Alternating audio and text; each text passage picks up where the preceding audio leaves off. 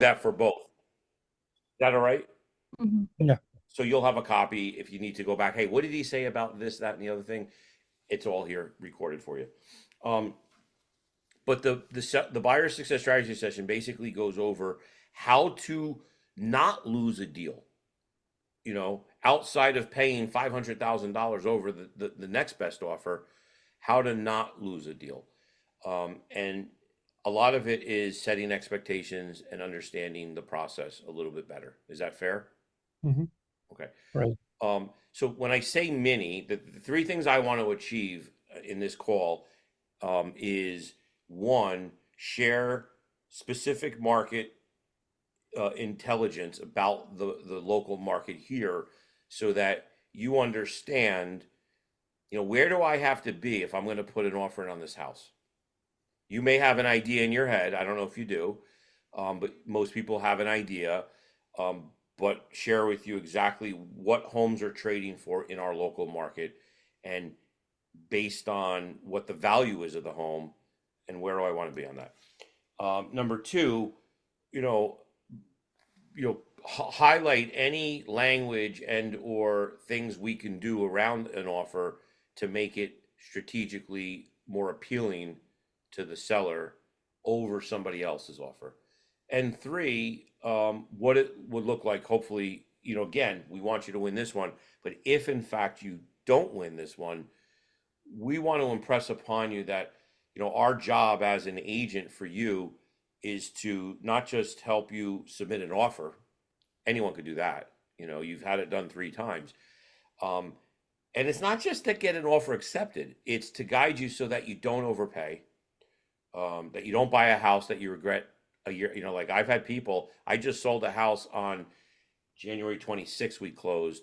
The guy bought it November of 24, Wow. and he didn't buy it from me, but he called me back. He heard of my name. He knew. So he's like, you know what?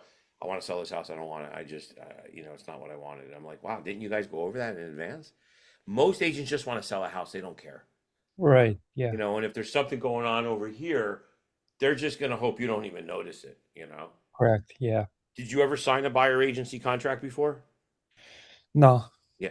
So by not signing a buyer agency contract, the agent does not have a fiduciary responsibility to you. Do you understand what fiduciary means? No. Okay, it's okay. So I knew only because my father is a lawyer and I grew up with it. And so a fiduciary responsibility means that we have a responsibility to put the interest of our client ahead of all others, including our own. And in real estate, it's hard because we don't make money unless we make a commission. So if I take you out for 3 or 6 or 12 weeks and I put an offer on this property, I put an offer on this property, and none of them get accepted, well, I'm not making money. And Right. and unfortunately, there's agents, I know agents who will work with their buyers for a year, 18 months, 6 months. It's too long. But the longer they work with you, the less they just want to get the deal done so they can make money and go on to the next customer. Um, Right. and that's what we call functionary. Like you're just acting as a tool to open the door and walk through. And okay, you like it? Okay, you want to write an offer? Okay, let's write an offer. And Hmm. where's your approval? And they ask you the very low level questions.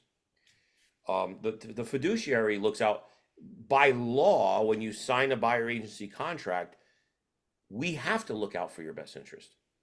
If you don't sign, now here's the interesting thing. Up until no, August of 2024, you didn't have to sign one. So all those years I was doing business, a lot of agents would just start working with a buyer.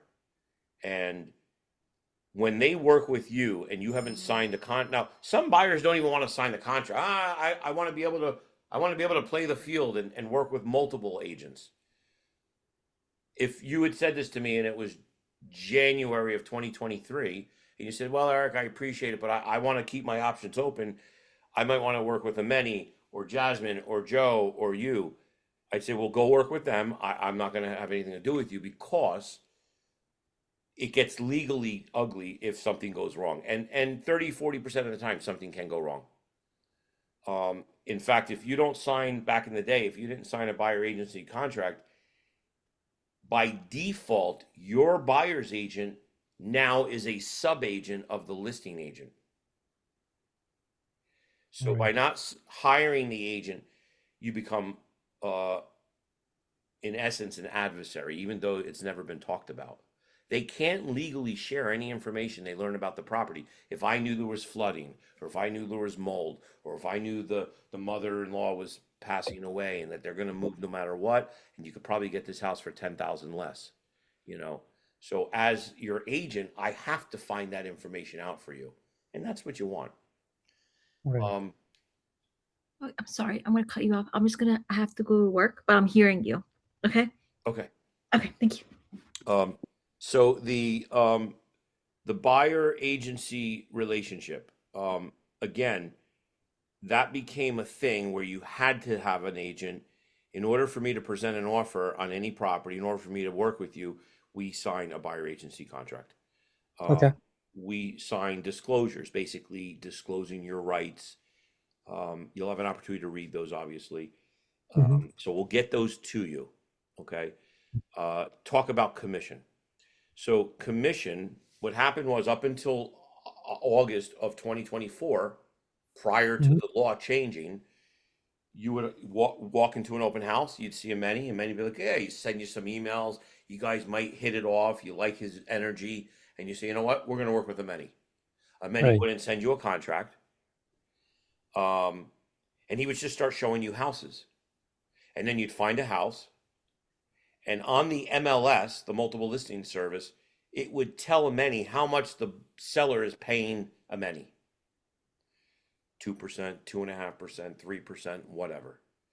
Um, and so that's how it always worked. So if the seller was paying 2.5%, no problem. A Many submits his offer, the offer gets accepted, they go through the process, they go to the closing table, the seller pays his agent 2.5% or 3% or whatever, and then he pays a Many 2.5% or 3% or whatever. Right. Well, then the law changed in August of 24. Now the conversation has to be specific, just like I'm having it with you. We have to have the same conversation with the seller. And I'm going to pop it up real quick as we're talking. By the way, I only have another 20 minutes, so I don't want to. I want you to know I'm not going to take all your time. I have to be on another call soon. So let me Yeah. just pop this up real quick, and I'll share with you on another one. Oh, give me a second.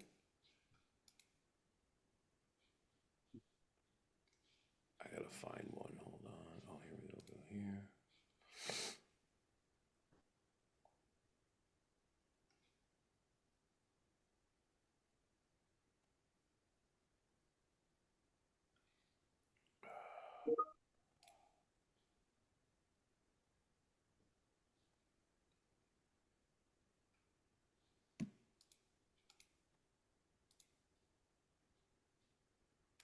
Oh,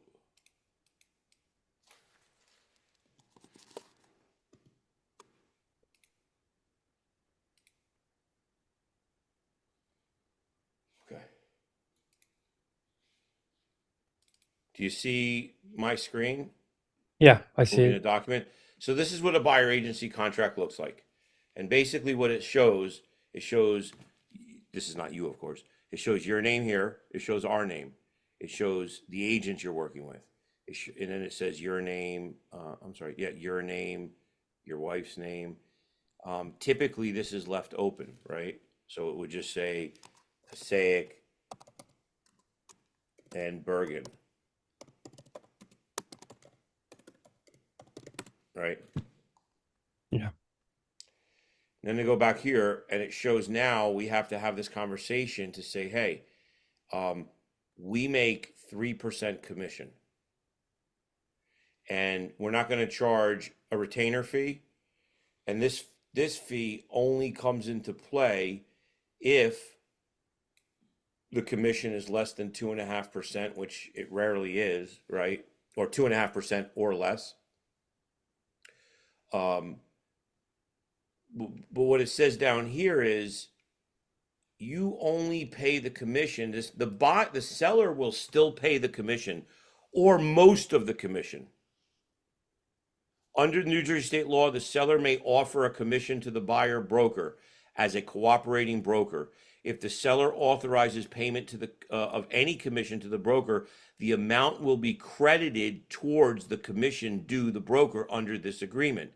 If the amount of the buyer commission from any source, including any offer of the commission from seller, listing broker, buyer, etc., exceeds the commission on the agreed to pay the broker, then the excess will be credited to the buyer unless otherwise agreed. So what that means is, let's say in most cases, right, I'm going to leave, see, it says 3 here, but in most cases, you're not going to really be responsible for paying 3. I'll give you an example. This is a listing agreement, typical listing agreement, right? And in this listing agreement, while the commission 6%, they're paying 2.5%. Can you see it? Yeah. To the buyer broker. So in this Right. particular case, if we were going after this home, you Yeah. wouldn't need to pay 3%. You're only going to pay how much? Half a percentage point. Right. So if the commission is 2%, you would pay 1. If the commission was 1%, you would pay 2. Here's the thing that you need to understand. I've never seen a seller not paying less than 2%. That's usually the minimum. Every once in a blue moon, a seller doesn't pay commission. And in that particular case, we could still write it into the contract. If we put a good enough offer in other words, let's say the house is 500,000, and you say, Eric, I'll pay 550. I'm sure you've bid for houses you paid over the asking price. Yeah. And Mhm. you say, hey, I'll pay 550, but I want him to pay your commission, or I want him to pay 2% of your commission. I'll pay the 1. We could do anything we want, right? Right. It's all negotiation. Okay. But I share that with you because that's the way it works. Any Okay. questions so far? So the part I'm still confused about it. So in this case, let's just say the seller is giving the commission of 6%, which is, let's just say, like the document which you showed me has 6%. Yep. So on top of that, Nope. the I'm going to cut you off. So it's not on top of it. So of the 6%, that's what he agreed to pay to the listing broker. right, The and to listing buyers, broker takes this and right. shares consent of sharing. Oh, okay, right. Of the 6%, 2.5% is coming to us, the buyer's agent. I just got to blow my nose. Can you give me 1 second? Sure. Yeah, so I'll take over. They pay the buyer broker so that the buyer's agent or the buyer doesn't have to pay the full entire commission themselves. If Right, they do have to pay a portion of it. right. So Now let's just ask say, your question. See if you still have that question. yeah. Go ahead. So I'm going to rephrase basically. Yep. So the seller is putting the 6% on commission, like his fee, and that's going to be shared among the buyer agent and the seller agent, right? And then in this contract, the 2.5% is going to be go to the buyer agent. Correct. And if that's less than 2%, then that's where I have to jump in for the amount 595, and I have to pay for it. Right, less than 3%. So again, Less than 3%. If it's less than Right. 3%, then I have to jump in and then match with the 3%.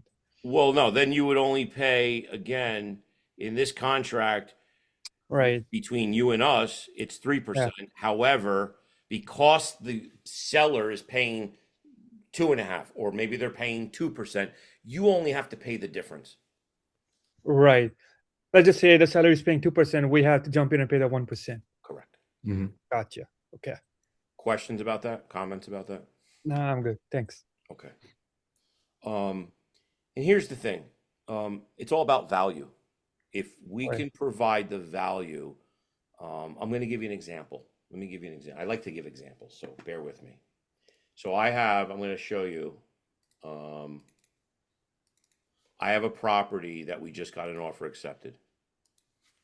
It is 16 Gary in Mount Olive. This home was on the market for 880,000, right? Mm-hmm. The seller and the buyer were negotiating, and my buyer, where are we? My buyer said to me, Eric, the seller came back at 675, and the buyer was at we were at 640, and then the seller came back at 665, and the buyer said, you know what, just do it. We want this house so bad. We'll take it. 665. Write it up. Let's do it. Right. I'm looking for the contract.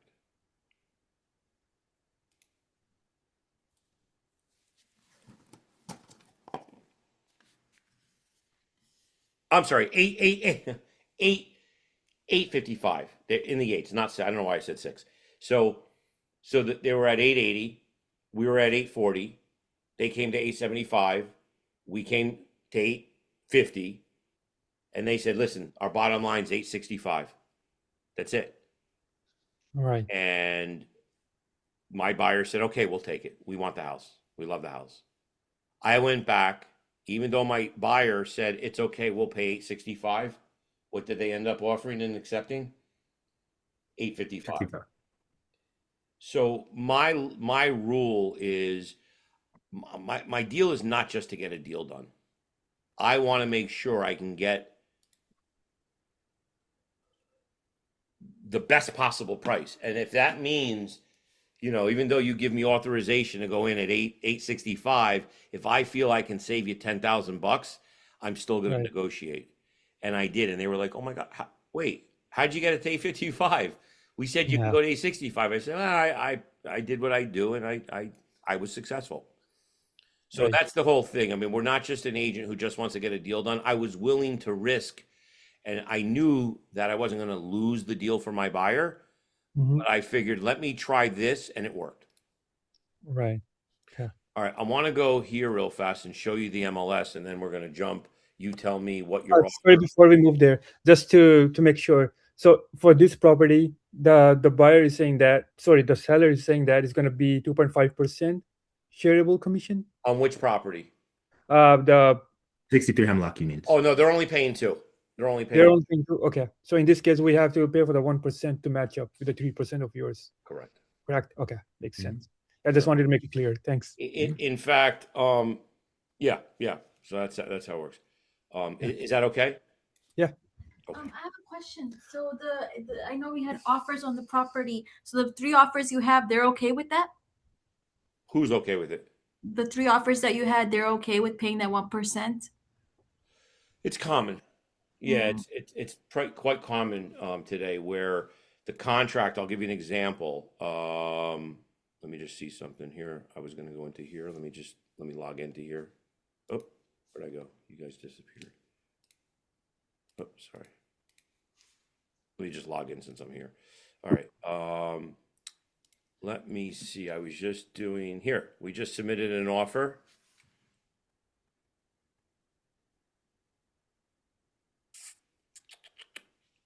Let me find it. Hold on. I just want to make sure I don't keep looking at different things.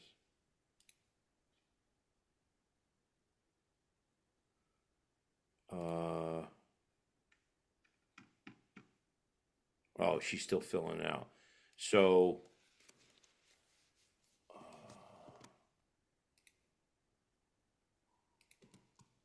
I can't, where, oh, here it is. Here it is.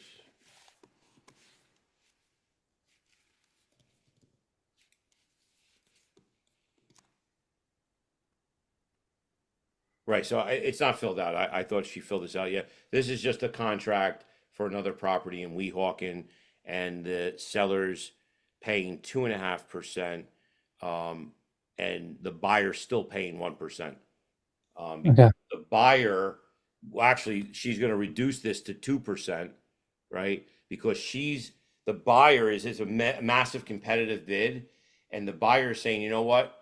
Tell the seller they only have to pay our broker 2%. We'll pay the full 1%, opposed Okay. to paying half a point. She could, I'm sure most other agents are just going to be submitting their offer with a half a point from the buyer and Right. 2.5 from the seller. But our buyer, they're the ones who suggested, say, you know what if I were to pay an extra, it's a $1 million, it's like a $980,000 house. What if I were to actually pay an extra like $4,500 towards your commission? That would make our offer stronger. I go, it absolutely would. So they chose to do that. Right. You could do stuff like that, right? I don't think you're going to need to do it here. Yes, but to answer your question, Z, it's very common if the seller isn't paying the full commission, that the buyer makes up the difference. Okay. And in this situation, they're not paying the full, basically. Right? They're paying 2% to the buyer's agent, and I know I can show you that. so it's gonna be 1%. And do we know that would be 1% of what our final price would be, right? Not the listing, I'm assuming. Correct. Mm. What are you thinking? I'm thinking how the other three people were okay with that. Well, so there's probably going to be about 13 or 14 offers on this property. Oh, So, wow. yeah, there's this. Yeah. How many do you have so far? 4. Mm. And let me show you. I'm going to show you another contract. I just submitted another contract.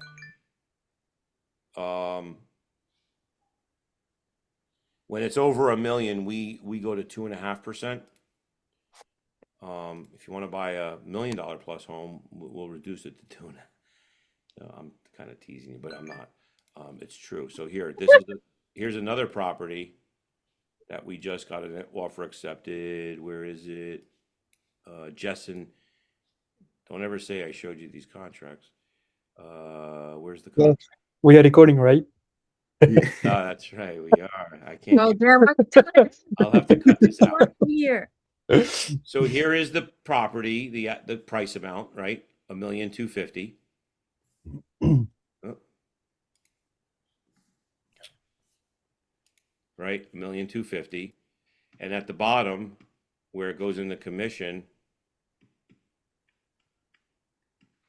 we're only charging 2.5%, Agent Katie 10 Jacobus. but the seller's paying 2%, so the buyer's paying half a point. Mm. Right. But Makes again, sense. we do that because it's well over $1 million. So we're not looking to hurt anybody. We just Yeah. want to earn what is fair, and we want to bring value, right? Yeah. Like we Of want to course. earn that money. I'm not just asking for it to be a guy who opens doors for you. Right. Yeah. So, all right. Z, are you the boss? I know Z's the boss now at this point. Yeah. Are you okay? Yeah, I'm okay. Okay. She's the boss. She's gonna make the calls. I'm just the front end. Well, there's a CEO in every corporation. Yeah. So I'm just going to give you a quick analysis of Little Falls. And what I'm going to do is I'm going to take all of the properties in Little Falls. Where are we? Passaic County, Little Falls, sold. I'm not even going to distinguish price point, size, anything like that. And this will take the last 12 months of property. And so going from top to bottom, on a house, you look at these properties, this shows you here the sell price to list price. So again, this is the top of the rung, 139%, 130, 126, 25, and it goes down, right? It goes down. But it's a lot of properties, right? Where, you're already at 30 properties. Let me make this smaller. Sometimes it's hard. You got to go all the way down to like 60 properties and you're still at 103% of ask price. If I were to subtract and just make it 4 bedrooms, right? Just like this house, because that's really what's important, right? And Yeah. let's see about split level houses. So it's not that horrible, right? It's not that damning. This is one that I would look at, right? Where I'd say this is a split level as well. Some people like the all brick house better than the vinyl siding. I know it's a lot better. There's no maintenance, right? Um,